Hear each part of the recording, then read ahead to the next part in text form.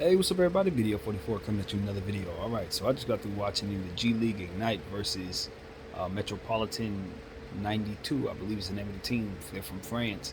Victor Wembanyama is the star, and Scoot Henderson is the star of the G League Ignite, of whom I was introduced to today and am very, very, very aware of now. They got a very serious draft coming up next year, ladies and gentlemen. And just because you may land the second pick overall does not mean you didn't win greatly, because this is yet another one of those two-man situations. Although number one and number two are firmly in their position, this is Zion versus Ja all over again. This is exactly that. This is another one of those situations where you're not tanking just for one player. You're hoping to get the second pick too. You're hoping to get the second pick. If not the first pick, you definitely want the second pick this year. Yeah, this is one of those, man. Scoot Henderson, wow, bro. And the thing about it was, I was aware that this game was being played today,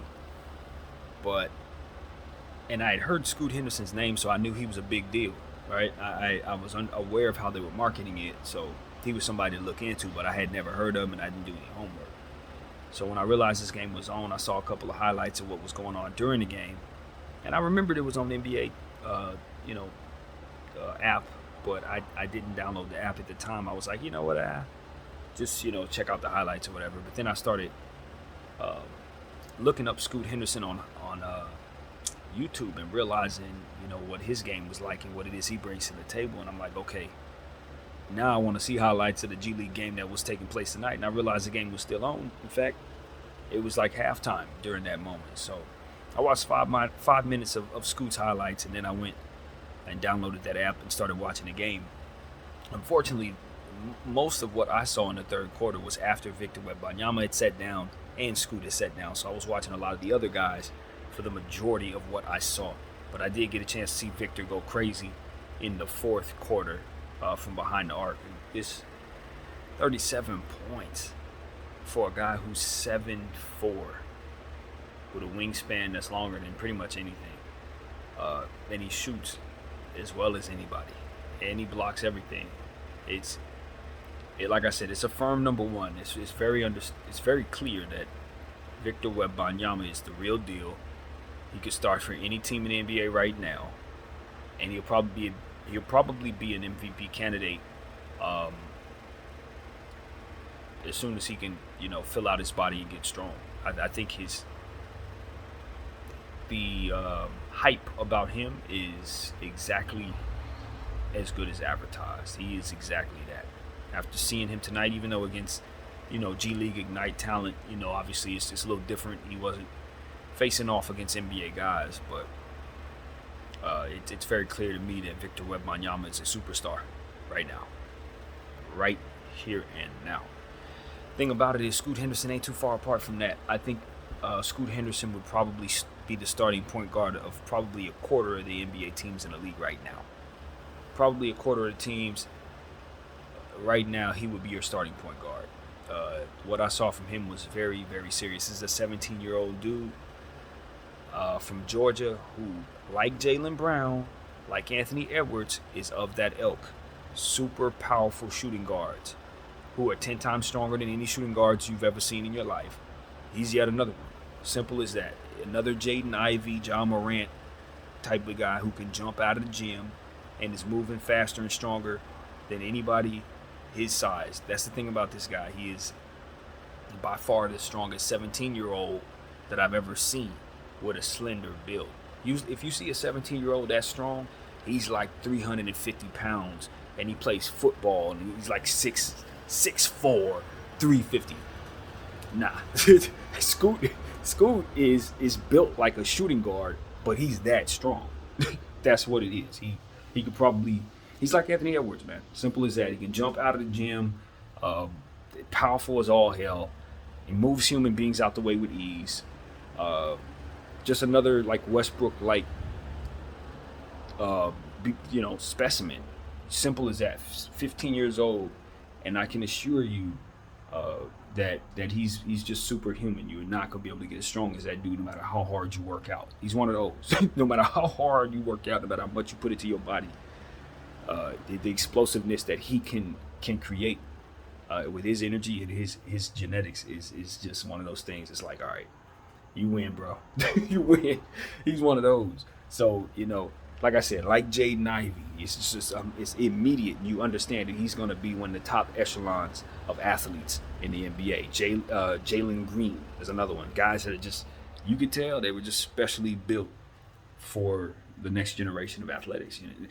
Athletes are evolving. I say this all the time. The guys who are super strong right now pale to comparison to the guys that are coming 20 and 30 years from now. This is just how it goes. We saw Sean Kemp, and then we saw the next comer. We saw LeBron James, and it just keeps going. So this is just the evolution of such. We're seeing it, and Scoot is the next specimen. And I'm telling you, y'all got to deal with this dude. He's got so much confidence. He'll let a shot go, no problem. If you leave him open down the clutch, he don't know the clock. He don't care about no clock. He's confident. And so I like some of the decisions that I saw him make. Unfortunately, he's gonna have to learn a very tough lesson. He probably learned it tonight. You can't test Victor Wembanyama. And he's 17, so it's one of those situations where it's like, he knows he's powerful. He knows he can probably dunk on 9 out of 10 people in the league right now. But it's something to be said for length. You know what I mean? And when you have pride and you're going up against this guy, you may think just because you can do certain things that you might be able to overcome that length. But there were a couple times we tried Victor, and it went very, very bad for him in the fourth quarter. Victor did exactly what Victor's going to do with his length. When you try to dunk on him, it's going to go bad. But not just for Scoot. That's going to be probably everyone. This is just, he's 7'4", with a wingspan that fits a 7'4" body, and he plays the perimeter, and he could block, like a guy like Jones from New Orleans. He can block 3-point shots. It's one of the type of things. So it's like nobody's safe around the guy. You can't contest his shot. Reminds me of Rasheed Wallace in that way. He shoots it so far over his head, and he's already way up in the sky. So even if you got your hand up, you're not even putting a hand in his face. He's going to be very, very, very difficult to match up with in the NBA. Very, very difficult. Because most of the guys who are going to be tall enough and long enough to mess with him, they're not going to be fast enough to keep up with him. Because he plays like a guard. So he's huge and he's doing all this as a guard. So maybe you try to throw a guy like Scotty Barnes on him. Scotty's, believe it or not, probably going to be too small. It's going to be that kind of thing. So it's like, oh my God, what do you do with this guy? You want to put your guys like Robert Williams on him, but he's going to start dancing on guys like that. It's just, I don't know. I think the floor for him is all NBA first team, to be completely honest with you. He's the Hall of Famer. Like, literally. The only thing getting in his way is health. Because he's going to step into the NBA already with the ability to keep up with everybody. That's basically what I saw tonight with Victor Wembanyama. There's nothing that you can do with him. There was a play down the stretch tonight. He had already hit 2 clutch threes with like 4 minutes left to go. And, he wasn't able to be showcased in a way that took advantage of what he was doing. He was actually trailing, lagging behind the offensive play so that he could be open for a 3-point shot. That would have cut it to like 2. The point guard was head first, head down, thinking about himself, going for the gusto, wasn't thinking about where Victor was. Had he been one of them heads up, Steve Nash, Jason Kidd type of point guards, who would have been able to identify that he was pulling a Brook Lopez in that play, they would have been able to cut it to 2 because he was definitely making that 3. But they never even, you know what I mean? It's one of them situations where it's like, that's the problem when you're a big guy. You're relying upon others. Scoot was the guy making the plays for his team. So it was like you saw him at a ball more, that kind of thing. But Victor is relying upon others to get him set up. But you can see the basketball IQ. That's what I'm trying to express to you guys. Down the stretch, he found himself in a position to receive a wide open 3-point shot that just wasn't taken advantage of. And it was like, when you see stuff like that, you're like, okay, I understand that you're not just dealing with his length. You're not just dealing with his athleticism, but you got to deal with the fact that this is a very smart basketball player who knows how to create opportunities to be open down the stretch of basketball games. And that right there, I'm like, look, man, I don't know who's going to be the lucky team that gets this kid, But whoever it is, life changes immediately. Life changes. Life changes. I don't know how you want to play it. Obviously, you're gonna give him time to develop, just like any other guy. Even the best of them have to come in and go through their development process. Only Tim Duncan comes in and is immediately an all-star. But I think Victor Wembanyama, depending on the situation he jumps into, it could be a situation where he's an all-star right away. It could very well be that. After what I saw tonight, yeah, for real. And like I said, Scoot could start for the Lakers right now. Scoot could be our starting point guard right here and now. I'm sorry, Westbrook, Pat Bev, all you guys. Hey, Scoot's better than y'all now. Like at 17 years old. I'm serious. I'm dead ass serious. It's just about him learning the game. You know what I mean? It's about just like anything else. He's a 17-year-old kid. He's got to learn how to be a pro. But as far as his athleticism and his mechanics and strength and all that, nah, he's ready. Just like Paolo Banchero, just like we said, certain guys, they come in and they're specimens. It's not about them having to get in shape or, nah, they got an NBA body well before they even get to the league. He's one of those. Anthony Edwards, same thing. You know, Zion Williamson, even when he had baby fat on him, he was still 10 times stronger than everybody else. Now he's in shape. I don't know how you stop him either. So I'm just very excited about where the NBA is headed, man. I understand the evolution of athletics and man in general. And we're seeing it. Guys are going to be faster, stronger, smarter, more accurate. You're going to get all that. You're going to get all that, man. My hope is that the NBA expands and that technology gets a little bit better in terms of player safety so that he can overcome injuries and have a better, overall endurance level. That's my hope as these guys continue to get stronger. We get more advanced in keeping them healthy, But yeah, the way the NBA is going, with the international game starting to advance, and now the G League starting to really get the traction necessary. I heard they just signed a young fella, London. I don't know his last name, but he's also now a part of the G League Ignite, signing a 6-figure deal as somebody who's going to be a part of this team. So you can just see where the development of the NBA is real, and now that league is starting to get some traction as it pertains to being something that you actually want to watch. Like, there's NBA games going on tonight. I chose to look for the G League Ignite game. Do you understand what I'm saying? Now, obviously, it's because the 2 stars are there, but the most important thing is that the draw to G League was there. You know what I mean? So that's real. That's a real thing, man.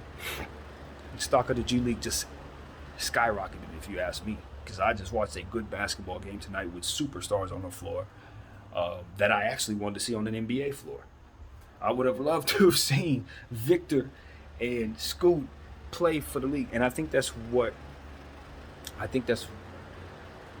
guess it's the argument for why it's time to let the kids back into the league, is in terms of high school students and bringing that age down. Because you look at a guy like Scoot and you say, no, this is a season where he should be out there. It's almost like how I look at running backs in the NFL. You only got like 7 years to be your best. So the sooner you can get to the big leagues, the better. If you're already a human specimen and you're in college, that's a year off of your professional life that probably would have been prime running for a guy that's a running back. You don't need to be in college running around Alabama. You need to be somewhere getting up $50 million because you're already strong enough to do it in the NFL rather. So I kind of look at it that way for these young guys, especially those who have super athleticism.